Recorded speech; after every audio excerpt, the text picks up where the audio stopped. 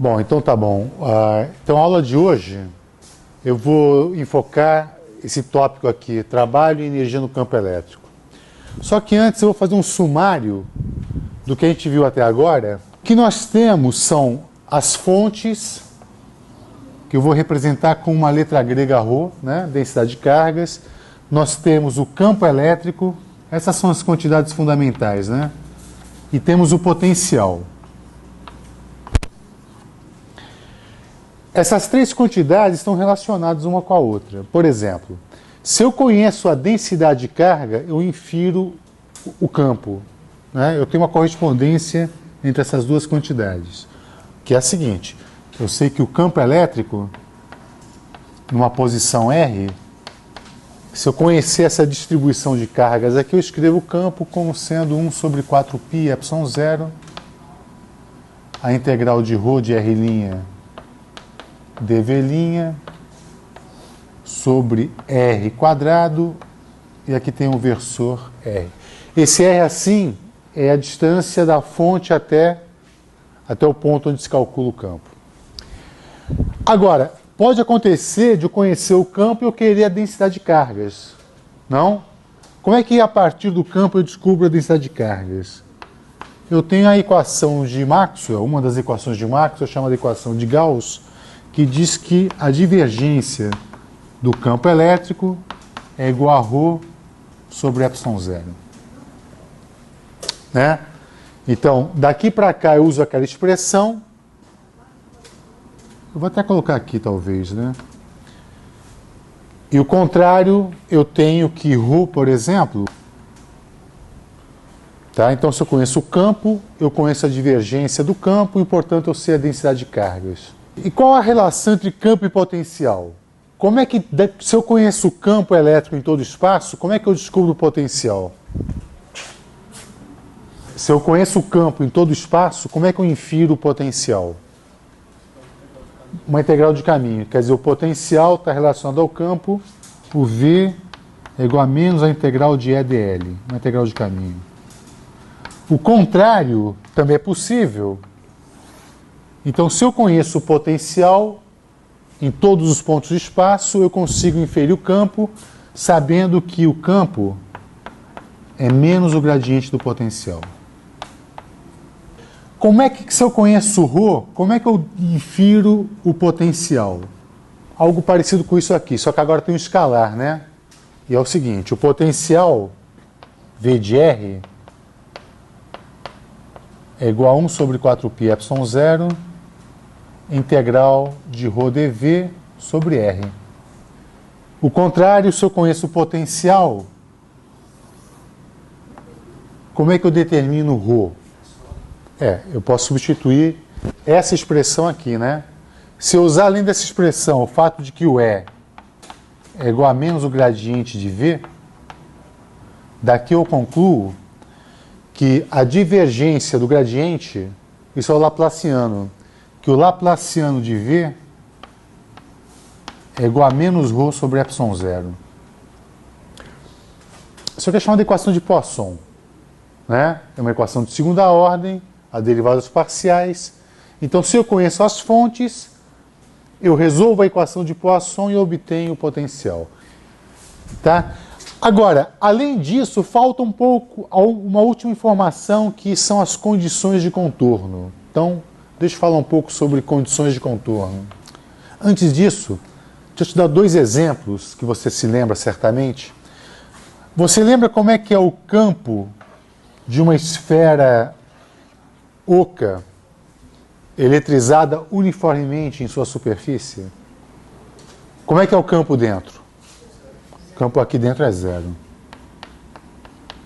E o campo aqui fora? Ele é 1 sobre 4π epsilon 0, aí é o que ele falou. Isso aqui se assemelha ao campo de uma carga pontual, né? Q sobre R2 é R. Ele é assim. Repara que eu tenho uma descontinuidade no campo, né? O campo é descontínuo. O campo aqui, se você fizer um gráfico do campo em função da distância, então ele é 0, e depois ele assume um valor e cai com 1 sobre R2. Existe aqui uma descontinuidade que é exatamente devido a uma superfície eletrizada. O que separa essas duas regiões é uma superfície eletrizada, né? Outro exemplo. Então esse aqui é um exemplo 1.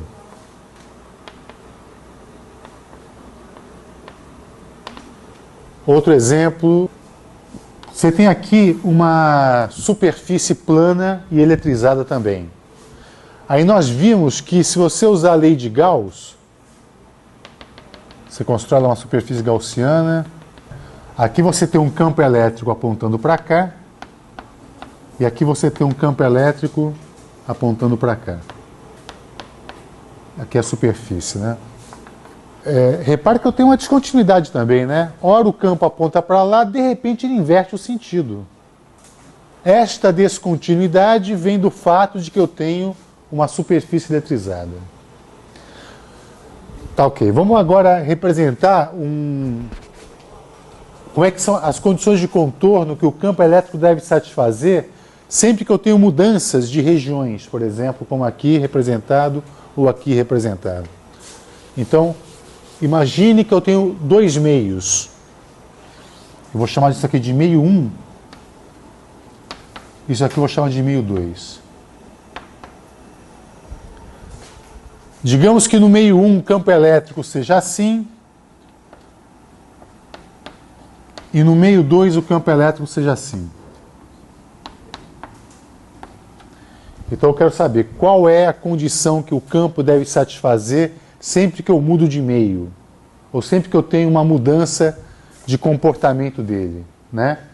Eu não tenho um comportamento genérico, mas eu tenho que me basear nas leis que a gente aprendeu até agora, que são duas, né? A lei de Gauss, nesse caso, que diz que a divergência de E é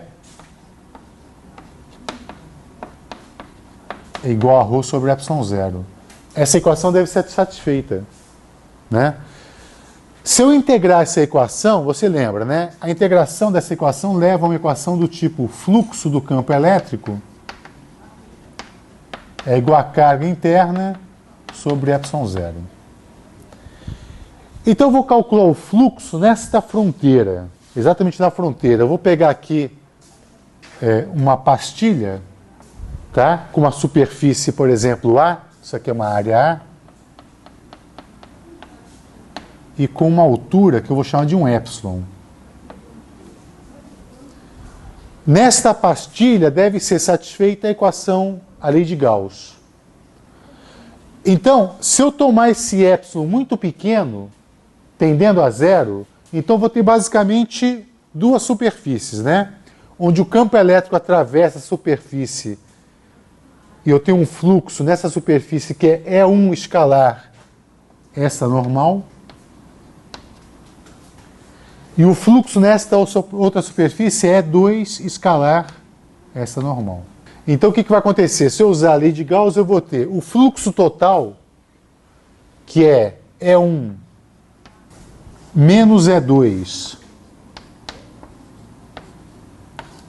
escalar N. Aqui eu estou usando que essa normal N2 ela é menos a normal N1. Ela não é externa à superfície, então eu estou usando o fato de que N2 é igual a menos N1.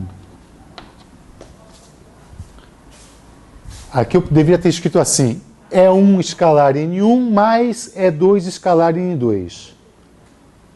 Isso é o fluxo total, mas como N1 é igual a menos N2, eu posso escrever dessa forma aqui. Isso aqui é o fluxo. Quanto vale o fluxo? É igual a carga interna, vezes a área, né? Vezes a área. Estou chamando de A essa quantidade aqui. Isso deve ser igual a carga interna. Olha só, se eu tiver uma densidade de carga sigma na superfície, e eu chamei de A essa área, que interno vai ser A vezes sigma sobre ε0. Aí eu posso cancelar este cara com este cara, e eu tenho que, ou ainda, E1 escalar N concorda que é a componente normal do campo? Quando você faz a projeção de E1 na direção normal, eu estou pegando a componente normal do campo. Então eu posso escrever isso aqui. E1 componente normal menos E2 componente normal é igual a sigma sobre epsilon zero. O que está escrito aí? Alguém pode ler para mim? Exatamente. A descontinuidade do campo, a componente normal do campo é descontínua. E quanto vale a descontinuidade? Exatamente sigma sobre epsilon zero. Se eu não tiver carga acumulada na superfície, então a componente normal vai ser contínua. Se eu tiver carga na superfície, eu tenho uma descontinuidade. Qual é a outra equação da eletrostática? Além da divergência de E igual a ρ sobre epsilon zero, tem mais uma equação. O rotacional de E igual a zero. Rotacional de E é igual a zero.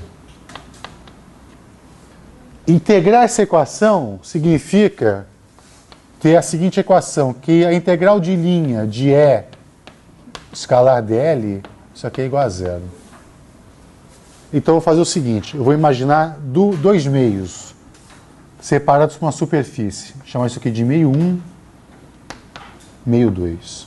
Eu vou ter que desenhar um caminho aqui e impor que a integral de EdL tem que ser igual a zero. Então digamos que aqui o campo valha E1 e aqui o campo vale E2. E aqui eu vou ter um caminho, tudo bem? Então, eu vou dizer que isso aqui vale epsilon, isso aqui vale L.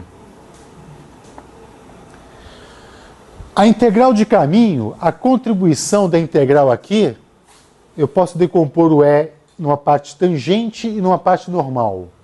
A parte normal não contribui, não é verdade? Então, eu vou ter o seguinte, que E1, componente tangente, tangencial, vezes L, o produto escalar aqui é positivo, não?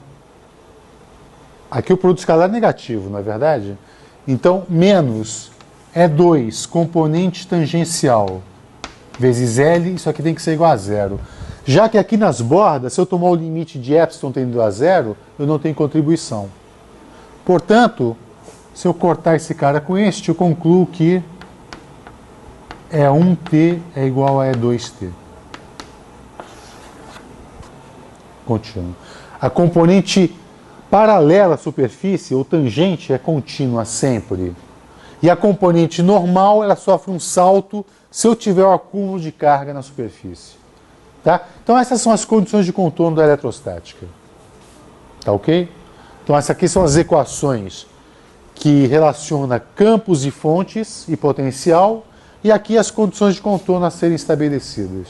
Então voltando aqui. A pergunta é a seguinte, eu tenho um espaço vazio e uma única carga nele. Então, a pergunta é, que tipo de energia eu posso associar a essa carga sozinha no espaço? Interação não há, né? Não há interação alguma. É a partícula não interage consigo mesma. Ok, talvez você possa dizer que existe uma energia de repouso desse cara aqui. Você pode dizer que ele tem uma energia, digamos, E igual a mc quadrado. Você pode dizer que a fonte de energia está na sua massa ou talvez no seu campo. Mas isso eu vou dizer mais tarde. Como é que você computa uma energia no campo? Só que agora eu vou fazer o seguinte. Digamos que ela esteja fixa essa carga aqui, uma carga positiva, e eu trago uma segunda carga, por exemplo, também positiva, Q2, situada a uma distância R12. Então, eu tenho duas cargas, uma Q1 e Q2, positivas, por exemplo, né, separadas por uma distância R12. Eu acho que é bastante claro que existe uma energia no sistema. Tanto é que se eu solto as duas cargas, por exemplo, elas vão embora, né, fogem uma da outra, então eu tinha uma energia armazenada no meu sistema. A pergunta é, como é que eu computo essa energia? Como é que eu calculo a energia que está armazenada nesse sistema? Existe uma energia potencial, não existe? Existe. Aliás, energia potencial é atributo de forças conservativas, lembra disso? A gente só define energia potencial quando você está lidando com forças conservativas. E é o caso, você tem uma força elétrica que é uma força conservativa. E o padrão para se definir energia potencial é saber qual o trabalho necessário para gerar aquela configuração. Eu gasto uma energia para fazer aquilo, não gasto? Então, quanto de energia que eu gasto? Então é o seguinte, eu tinha uma carga fixa no início, que era o Q1. Agora, eu vou pegar Q2 e vou trazer lá do infinito até essa posição. Esta energia, né, que é o trabalho realizado contra a força elétrica, eu vou chamar de energia potencial. Eu vou escrever assim, olha. A energia potencial do sistema 1,2, ela é igual ao trabalho realizado pela força externa. A força externa é uma força contra a força elétrica. Concorda que esse cara está sendo repelido por Q1? Então eu sou agente externo e eu levo Q2 para junto de Q1. Eu faço uma força contra a força elétrica. Né? O trabalho dessa força, para trazer para essa configuração, eu vou chamar de energia armazenada no sistema. Eu vou trazer lá do infinito até a posição R12. Tá? Quanto vale a força externa que eu representei ali? Menos QE. A força elétrica vale carga vezes o campo elétrico, não é verdade? Essa força, ela é contrária à força elétrica. Então ela vale menos QE. Então isso aqui é igual a menos QE escalar dl. Desde o infinito até a posição R12.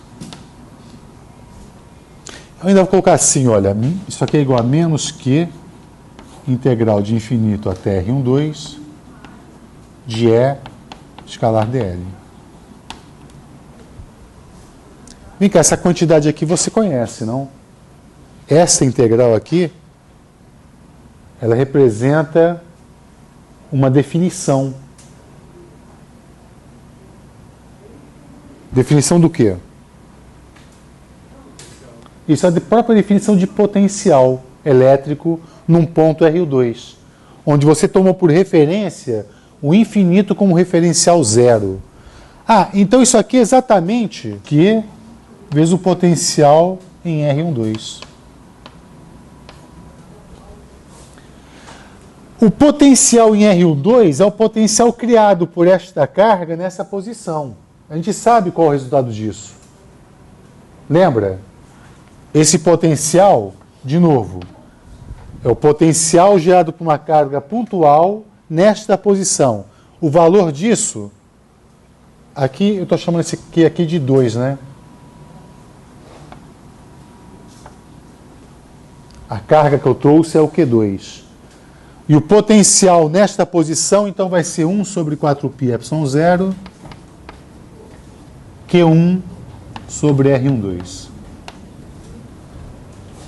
Tá? Então, a energia potencial de um sistema de duas cargas, que eu estou chamando de U12, ela vai ser igual a menos Q1, Q2, melhor, 1 sobre 4π ε0, Q1, Q2,